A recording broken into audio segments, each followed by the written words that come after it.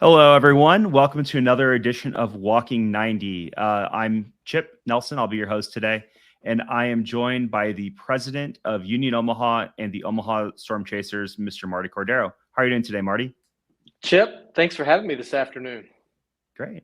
So, for those of you listening on delay, we are recording this on February 2nd in the late afternoon. So, if something super exciting happens in the League One or with Union Omaha, we didn't forget to cover it. It just hasn't happened yet. So, we are joined with Marty. For those of you in Omaha, he needs no introduction. But for some of those outside of Omaha, Marty kind of handles a lot of the executive roles for Union Omaha as well as the Stormchasers, who are Union Omaha's roommate, if you will, at Warner Park, where they play their games. So, Marty, you're not originally a soccer guy. You have a really fun backstory, including playing in some Grateful Dead cover bands. So, for those of you who aren't as familiar with you, kind of what's been your journey up to this point, and how'd you end up in the world of soccer? Well, look, I'm nearly 50, and I'm still doing things that I started when I was 7, 8, 9, 10, 11. So and I'm working in sports. So I've lived a very blessed, great life.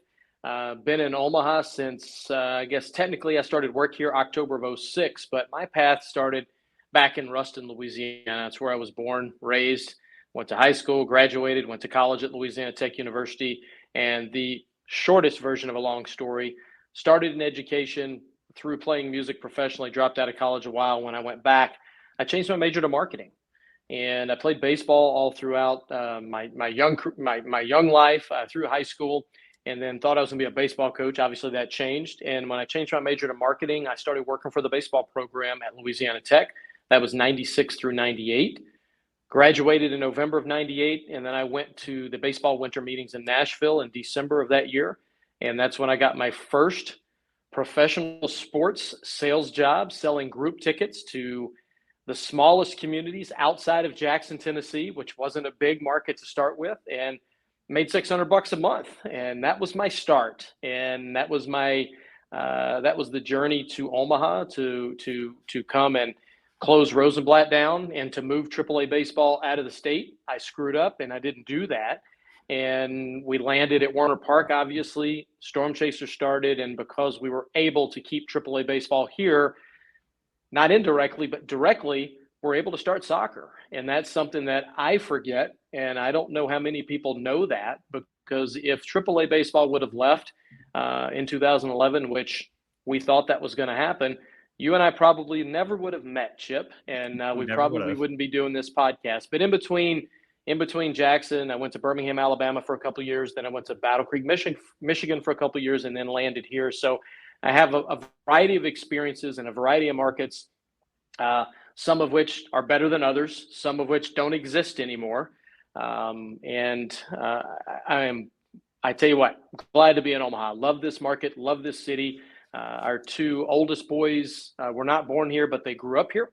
And our youngest was born here, and he's now a freshman in high school. And my wife Sarah and I, we love it here. Nice. So I know the journey towards Union Omaha was a bit interesting.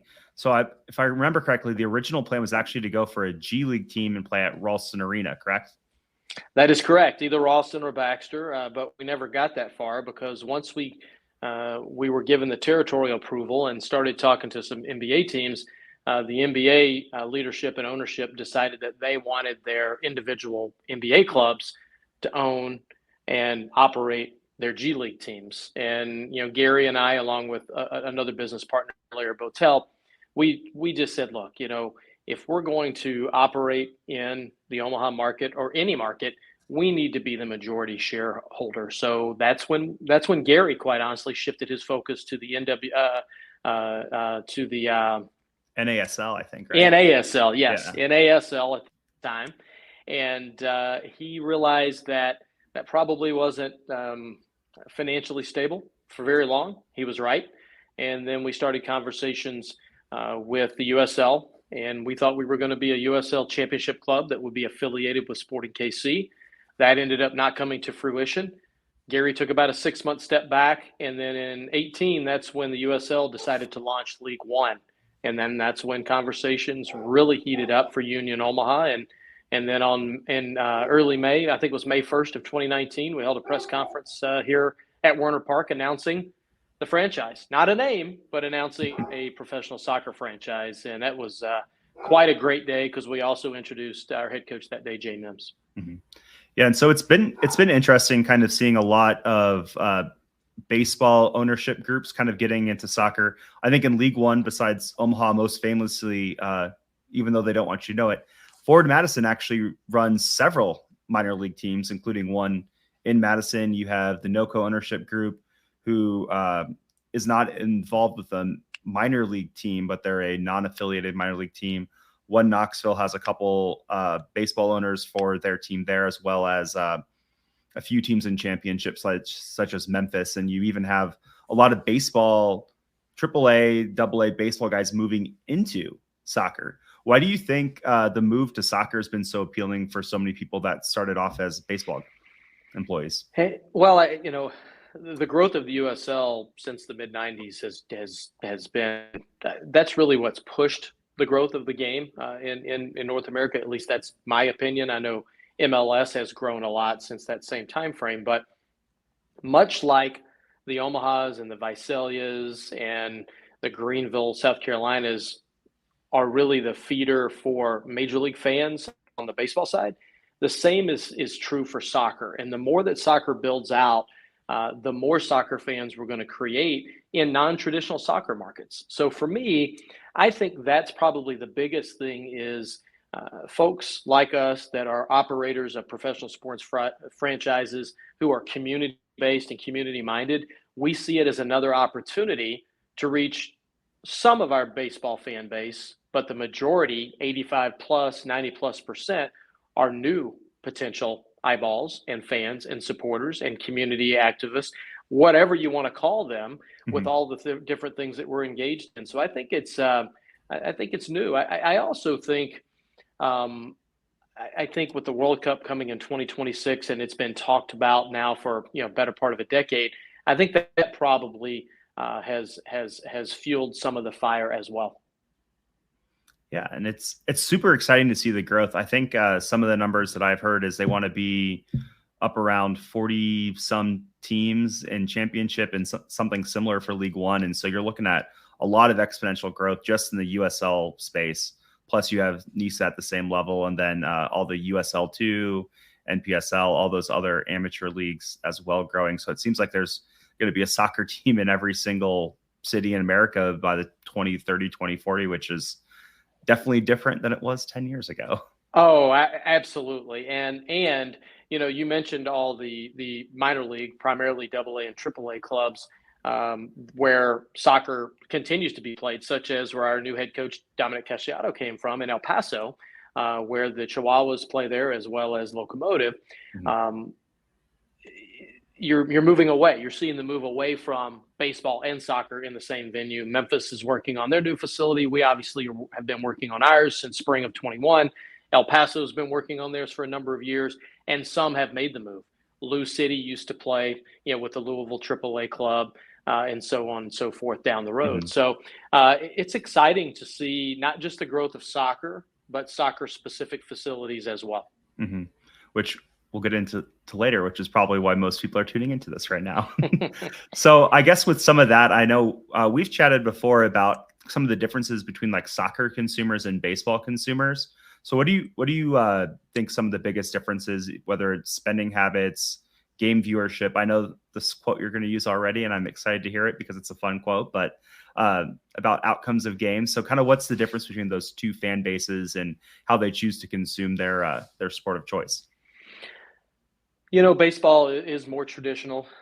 Baseball, as in minor league baseball, in some form or fashion has been around as we are today since 1907. Obviously, the last 26 months have dramatically changed our industry, with MLB taking us over and changing a variety of things, contracting 43 markets. And our game, some would say, is being revolutionized. Some would say is being broken down. I happen to be on the side it's being broken down because less is not more. When it, as I just said a few minutes ago, about growing fan bases and growing fans. And those markets that did get contracted do have clubs, like you mentioned, the Northern Colorado club. They used to be an affiliated club, and now they're basically a summer league baseball team. Mm-hmm. Well, summer league's been around forever. The Jayhawk League, the Northwoods League, the Cape Cod League, so on and so forth. So MLB did not invent anything new like they told a lot of those markets they did. Mm-hmm. So you've got baseball coming here, and on the soccer side, you've got soccer growth. And I think part of that, to answer your question, it gives a little bit of the difference in fans. It's a younger demo. We have technology like never before. We're connected like never before. Our attention spans, right or wrong, are not where they were. They're here, and we are able to sit down and watch a 1-hour television program in 42 and a half minutes if you DVR through and fast forward through commercials. You don't have to sit for an hour. So I think part of the appeal of soccer is, you can get, if you're in the soccer venue by 6:55, for example, you're probably going to be out of the venue by 9:05, 9:10 at the latest, unless we have some unusual extra time, which we've never had that here when the Owls have been up. Not at all, Chip. So, I think some of that has to do with attention span and the changing of society. The other thing is, because of technology and because of cable television and how many stations and streaming and everything we have, you used to not be able to watch soccer and international soccer. And I know it's been on Saturdays and Sundays for years, but now it's not just being able to watch it on network television. You can watch soccer. I'm sitting here watching it across. It's here in our office, on a screen in our office right now. And I think the access to soccer, and it's year round, the access to soccer, you can always watch, and there's always a cup going on or a tournament, or there's something happening. And because the players move from continent to continent and league to league, yes, baseball's long been an international sport, but if a player from the Dominican doesn't play in the States, he's not going to Japan. He's either going to play in the States or he's not going to play. But a player that may play in Spain can come play in the U.S. or go to Peru or go to wherever. So I think the international appeal and the access to being able to follow players wherever they go, at least for me, still being somewhat of a soccer, I'm not going to call myself a rookie anymore, but a novice, someone that's learning. To me, that's been some of my observation. And, and then another difference is soccer doesn't have roots in America. The roots are international, as we were just talking about. Baseball was rooted here. So I think transplants, or people that have transplanted themselves from, name a country, name a continent, to the United States, they have brought some of that love of soccer and some of that passion for soccer, and quite frankly, have taught Americans about soccer. And I think really that's played out over the last 20 years as well. Yeah, it's been crazy watching it grow, even in my lifetime. So, like, my buddy's dad, for instance, played soccer at Creighton in the 80s. And he talks about how in St. Louis, to watch the World Cup in the 70s, he had to go to a movie theater and watch it on tape delay.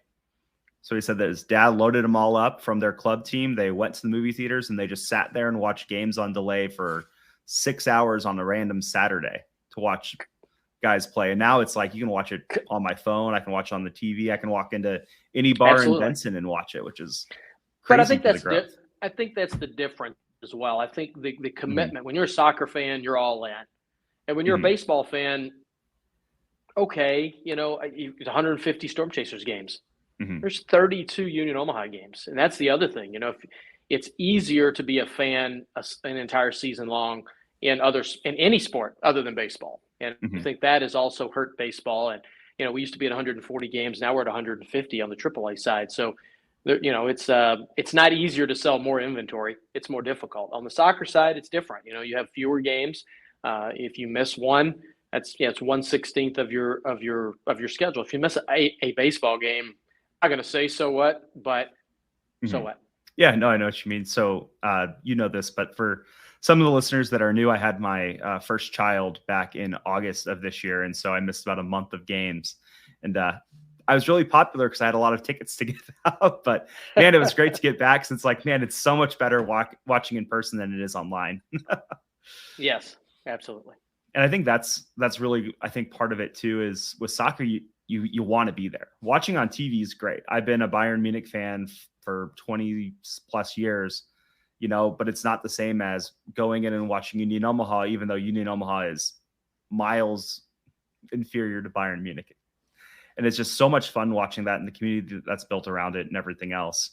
And so I know what everyone's waiting to hear, but I guess real quick, for any aspiring baseball ownership groups that are looking into getting into soccer, what would some of your advice be for them as they would look to buy a soccer team or transition from a AAA employee into a soccer employee or anything like that? Yeah, I think one of the differences that I found is people that are in more traditional American sports or work in front offices have more business background, if you will. Mm-hmm. And I found that in soccer front offices there are more soccer fans of the game. It doesn't mean that there aren't baseball fans or football fans working Mm-hmm. in baseball and football offices. It just means that there are more soccer fans that are Union Omaha or Greenville Triumph or whatever club. Mm-hmm. And that can be a good thing, but it can also be a challenging thing. We all have to sell tickets. Empty seats don't eat no hot dogs.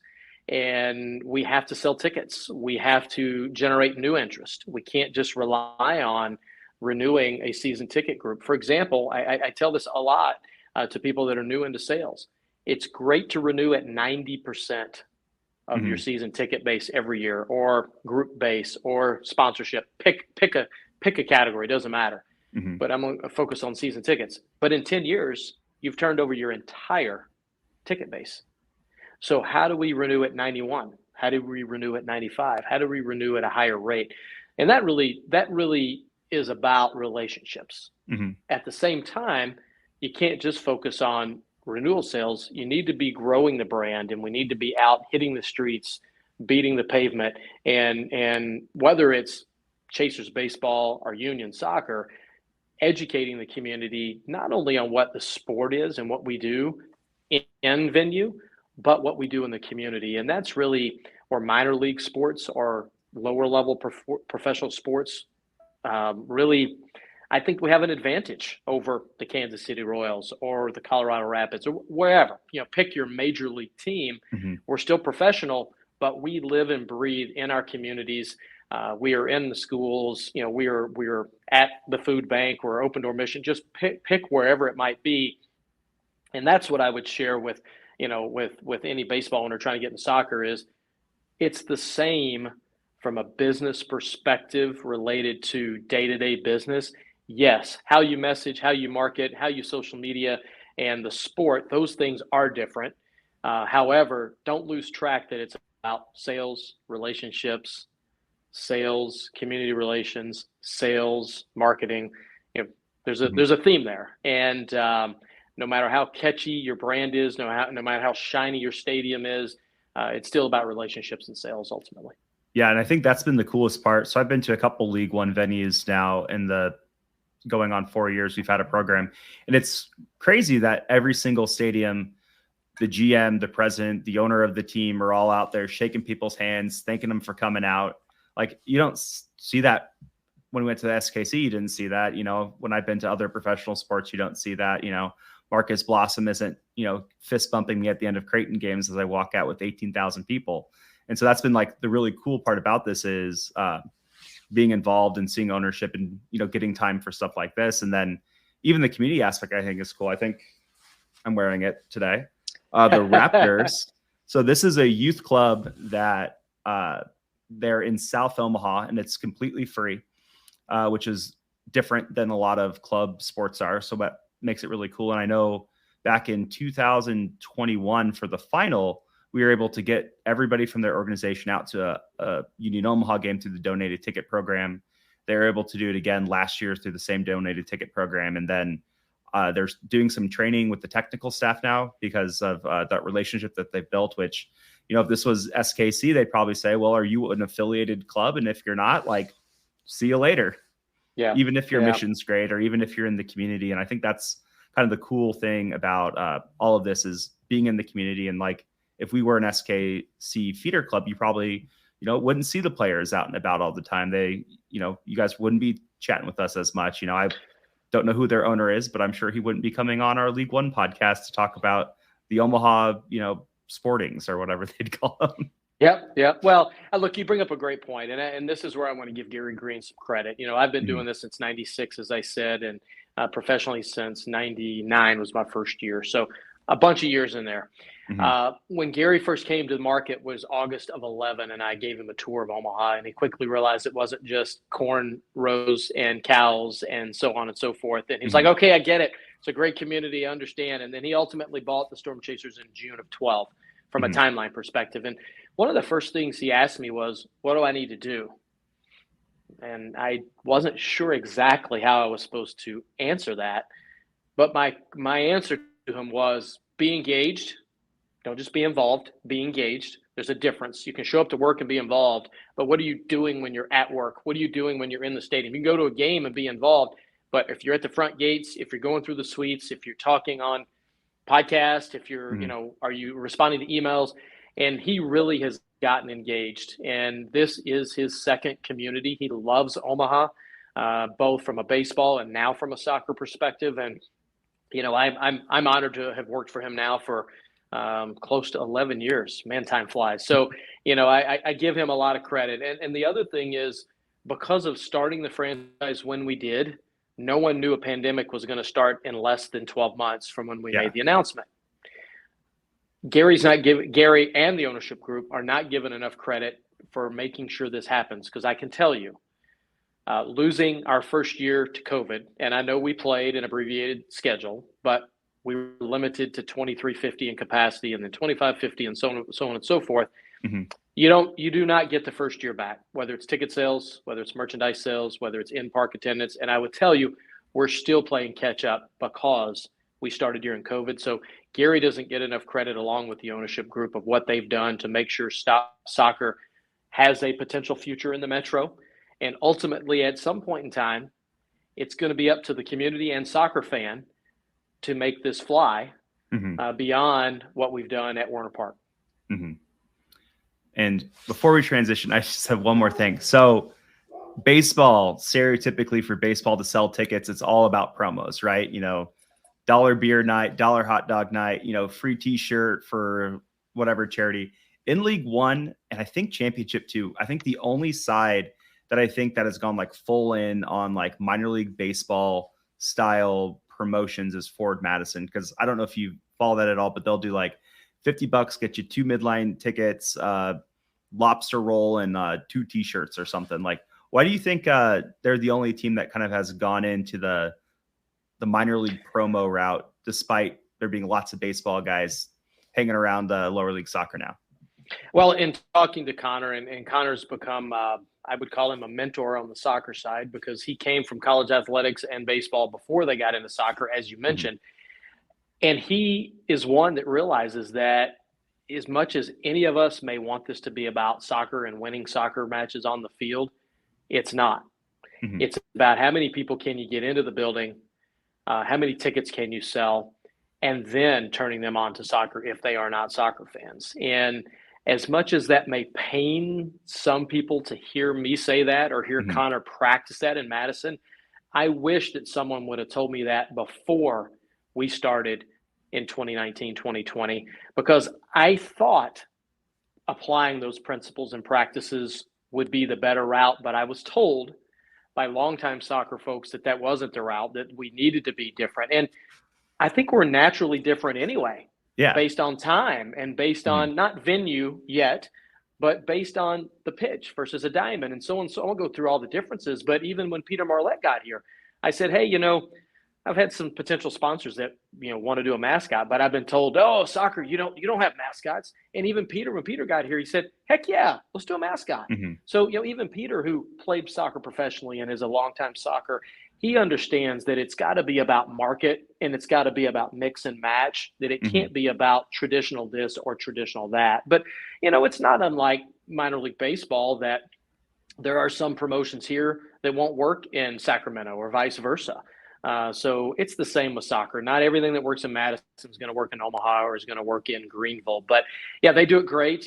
For Madison, for example, they love midweek games. They sell their midweek games heavier than they sell their weekend games a lot of times. And that's not the case yet in Omaha. In Omaha, as we prefer Saturday nights versus a Wednesday night match. But sure, you heard no belly aching about the Wednesday games this year. Excuse me? I'm sure you didn't hear anybody complain online about the Wednesday games this year. Yeah, no, not at all. But schedules are what they are, and we're going to do the best we can with it, and we know that we're going to have great support. But so for us, it's finding the happy medium. It's not being a soccer club, it's not being a baseball club, and I'm speaking for both Chasers and Union. It's finding what's the best for our market with that specific sport. And we're still finding our footing. There are a lot of things we couldn't do, even if we wanted to do promotions in 2020 and on into 21. There are a lot of things we couldn't do if we wanted to. Now, I think, the handcuffs are off a little bit more than they have been. And you'll see some different things. We're talking about different giveaways. We're talking about different themes than we've done in the past. And they may or may not be similar to baseball. They may be more similar to basketball or football. Who knows? But we're really looking at things through a new lens this year. Well, I'm excited because I know that Oktoberfest promotion has been really great for the club. I think you get a lot of people in early, get a lot of people hanging out 4 hours before the game out in a parking lot drinking beer. Like it's awesome, especially in a community that Oktoberfest, for those of you who aren't in Omaha, there's got 25, 26 Oktoberfests around town, not to mention all the Oktoberfests in Lincoln and surrounding communities. So it's definitely a cool thing to see the team latch on and kind of go for that stuff. And yeah, I think it'll be exciting to see some of the promo stuff you guys cook up this year. But I stepped on your awesome transition earlier, so I won't do that again. So speaking of that and kind of growing, what do you think kind of the next step for Union Omaha to grow into, like a hermit crab shedding its shell, maybe, is what do you think the next step for Omaha is, and what are you guys planning or hoping to get done? Well, if you're talking specifically stadium, which I think that's where you're leading, we started with CSL, which is Convention Sports Leisure. They're a feasibility group. They're part of Legends. They're the leader in this space. They did CHI Health Arena. They also did Schwab. And we haven't talked about it, but they also did Warner Park for Sarpy County. So we hired them in April of 21. And in August of that same year, they delivered a package to us that said, yes, soccer specific facility for pro soccer, adding for special events, adding for women's, so on and so forth. That's viable for the Omaha metro area. Obviously, they gave us, some of the cons and some of the things and challenges we would need to look for, and to make sure that they weren't pitfalls for us. But they also gave us locations and gave us, demo looks. So it was a real well-rounded approach. We then hired a company called McCullers Sports Group, led by Mark McCullers. Mark used to work for the Lamar Hunt family, and he's headquartered out of Columbus. Why Columbus? He built and opened the first soccer-specific stadium in the country back in 98, 99 with the Crew. So he has history of doing something that everyone said, why are you doing this? This makes no sense. Why are you doing this, in the late 90s when everyone else was playing, in essence, in a football stadium for the most part, American football stadium for the most part. So that's the group. That's our team. We have some other folks locally from a legal and lobbying perspective that are on our team, but we went to work. We went to work looking at this long term. What does this mean for 24, 25, 26? Obviously, COVID hung around a little bit longer than any of us thought, so we really kind of had two, I don't want to call them dead years, but pretty much 2 dead years as it related to new facilities. So really in 22 is when those conversations kicked in. We've had conversations with the city going on for about a year, but more specifically, the regular cadence has been since this past fall, and there's been support there. And then we've had a number of conversations with many sites. I personally drove and considered 26 to 27 sites. We boiled those down to about half a dozen, and we've narrowed those down to even more than that now. And it's primarily, north of Q, east of 72nd, even though we looked at all 3 counties, Pottawatomie, Douglas, and Sarpy. And then we boiled it down really east of 42nd and north of Martha. So that's where we are. That's where we're looking. in that north area, if you will, of the metro, and that's real. That's where we are. That's where we are today. Yeah. So the plan right now is 10,000 people for the stadium. Kind of, how did you guys get to that number for a stadium? Because that would make it bigger than I think the majority of USLC franchises, which is also kind of part of the transition plan of building the stadium as well. Correct? It is. It is to move up. We would need a soccer specific. That's something we've been told. 10,000 is a number as it relates to LB 621. As well as the upcoming 622, and I'm not going to go on record by saying the stadium capacity is going to be 10,000 because if there are 100 steps in design, we're on step 3 right now. There's a long way to go, and there's a lot of debate internally on should the capacity be 7, 8, 9, 10,000, and then should the fixed seating be 5, 6, 7, 8, 9, 10,000. Because fixed seats are different than capacity. So I think we're probably going to end up with a capacity of somewhere between 8,500 and 10. I think it'll be in there somewhere. And then fixed seats, I think will be somewhere between 5,500 and 7,500. I think that's probably where the fixed seat number ranges. A lot of that depends on what your party areas look like, what your supporter section looks like, where your overflow area looks like, your suites, so field level seats, so on and so forth. So there's a lot to flush out, but yes, capacity somewhere between 8 and 10, fixed seats somewhere between 55 and 75. I think those are fair numbers, and while they're fairly wide ranges, I'm not sitting here telling you a capacity of 5 to 10 and fixed seats of 3 to 10. We at least have a fairly good idea of where we would end up. Well, I know you've just excited a lot of people with the comment about potentially having safe standing for supporter sections. That's something that I know in Greenville they have, in Madison they have, and it's something that people really enjoy, being able to stand up, but also have somewhere to put your beer instead of like having a flag in one hand and your beer in the other while you're sitting on the berm trying to sing along. So we're not going to transfer the same exact McDonald's berm to wherever the new facility is. It could still be the McDonald's supporter section, but who knows? Sponsorship opportunities available. Yes, absolutely. You know me. But I think it's really exciting too. I think I'm not sure if you saw this online, but someone put together a chart about USL stadiums in relations to the downtown of the cities that they're in. And Omaha was like the furthest away, 15 miles plus from downtown. This would put us like one of the closest to downtowns of all the teams in the country.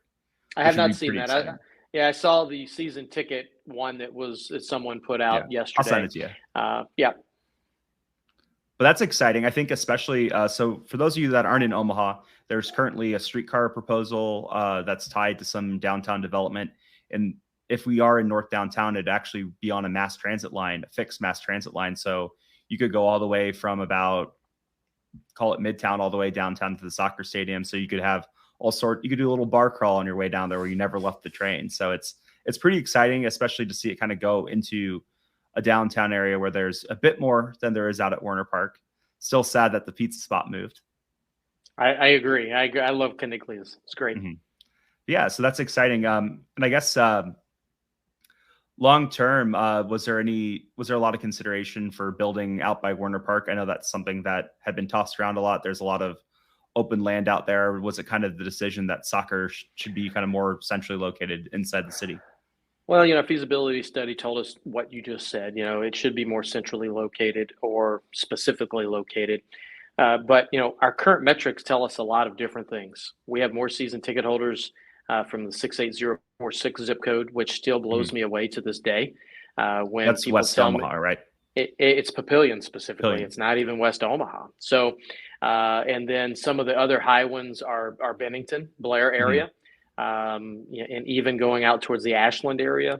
So, and that's just ticket holders. That's not sponsors. And then from a sponsor's perspective, sponsors look at things different a lot of times. It is about number of eyeballs, but a lot of our sponsors have said, if it's not broke, why fix it? And they were specifically talking about Warner Park though. And that's sometimes when it's difficult when we have our crossover sponsors, well, this isn't about Warner Park. This isn't about baseball. This is about soccer. And I think once we got past that, I think they understand that. But for us, I share that, and I'm being transparent with that. we have our work cut out for us, because if we do land at X spot, and I don't want to give any cross sections or cross streets today, but if we do land at X spot, in that quadrant that I told our listeners about earlier, we have our work cut out for us. Then we'll have the reverse. Okay, well, do I want to drive down there? Do I want to keep my tickets? And that's where it comes in. We started the conversation earlier about, what to tell a baseball owner coming into soccer. It's still about sales and relationships. It's still about sales and relationships, and we need to continue to do that. So, we are maybe at midfield, if you will, on our process. We started the legislative process, as everyone now knows, this past week, and we'll continue onward with that. And it's different for me than the 2008 through 2011 two baseball stadium in the same community. Only two baseball stadiums in the country that opened in 2011 because of the recession that happened then. And all my colleagues around the country were like, "You guys are insane. You're opening two baseball stadiums." Yeah. And I said, and they're 15 miles apart. They're that close. So, this is a little different. This is us driving the ship a little bit more. Sarpy County really drove the ship for Warner Park, and I learned from that.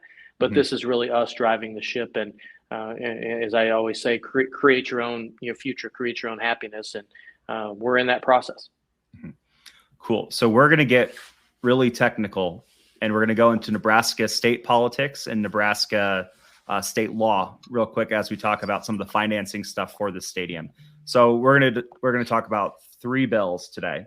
We're going to talk about LB 1021, which is the COVID. Essentially, it was the money from the federal government that was given to the state of Nebraska as part of the COVID relief efforts.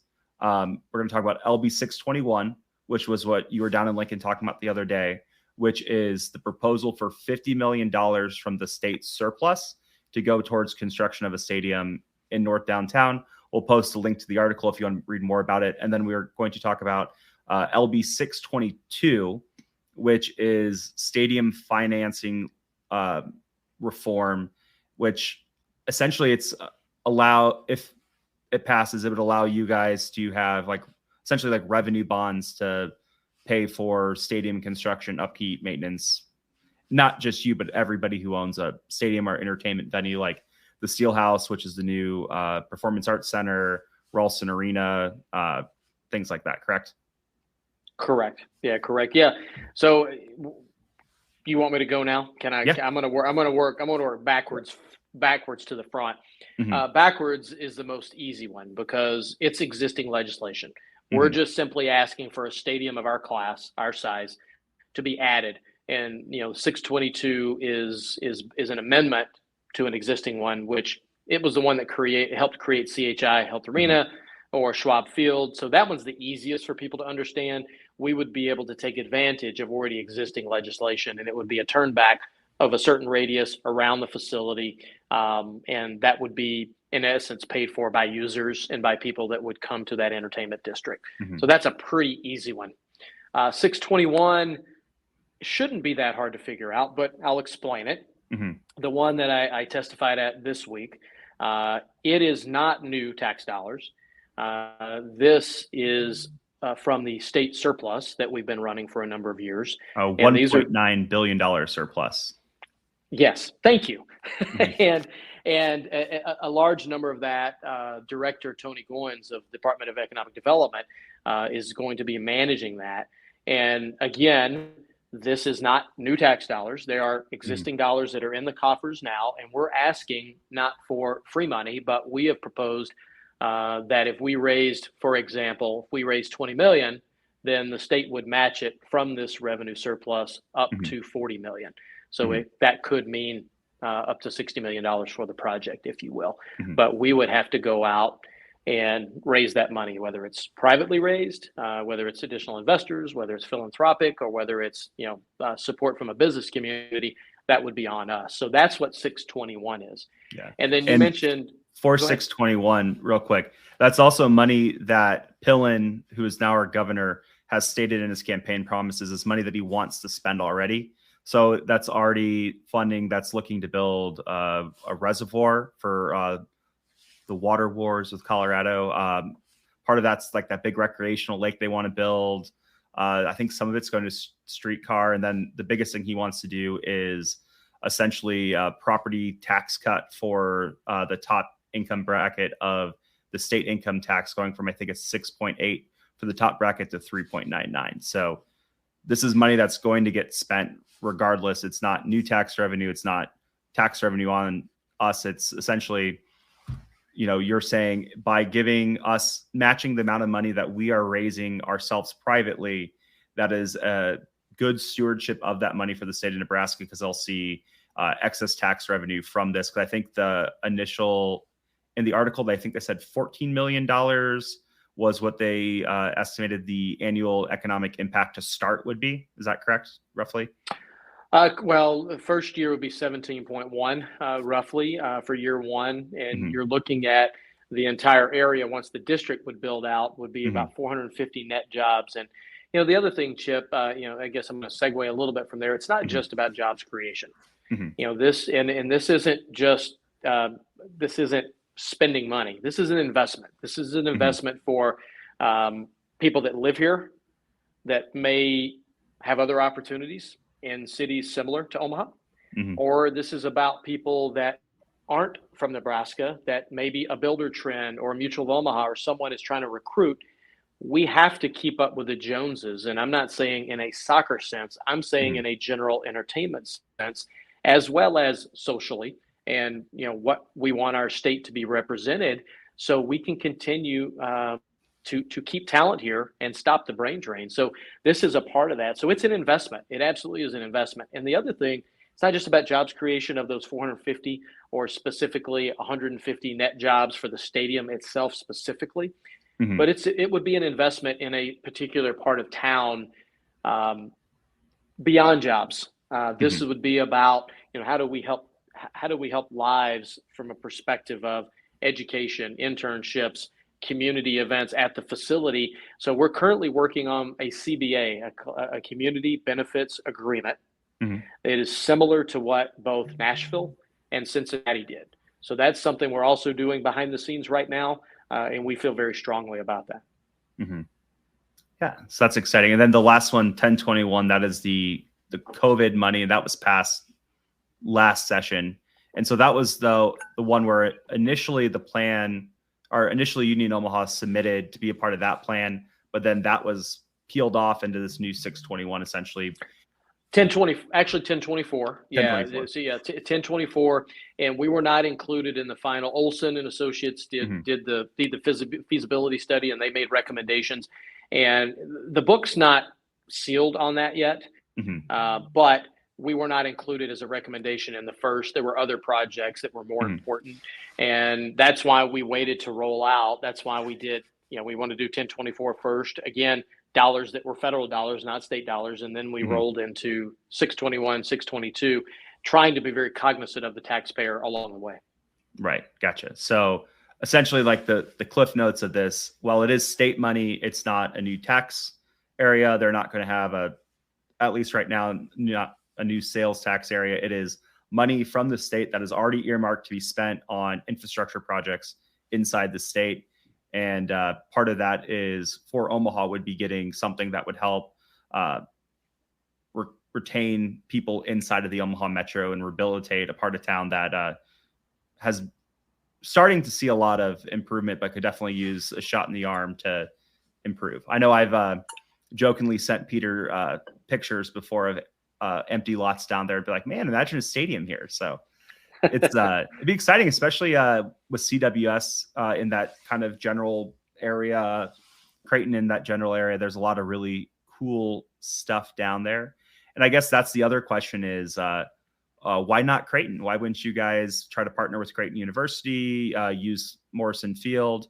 So for those of you outside of Omaha, Creighton University, a D1 program, has a 6,000 person some stadium, which of that like 2,000 is seated, and that's in a similar location. Omaha played a regular season game versus Tucson there in 2021, and then they played a U.S. Open Cup game there in 2022 versus the Des Moines Menace. So why was that considered at all using Creighton? Oh, actually, it was considered before we were even a franchise. Hmm. We visited with Creighton as early as 2017, 2018. There wasn't interest in a full capacity relationship. Obviously, Bruce Rasmussen has retired, and now Marcus Blossom is there, and we've had conversations with Marcus.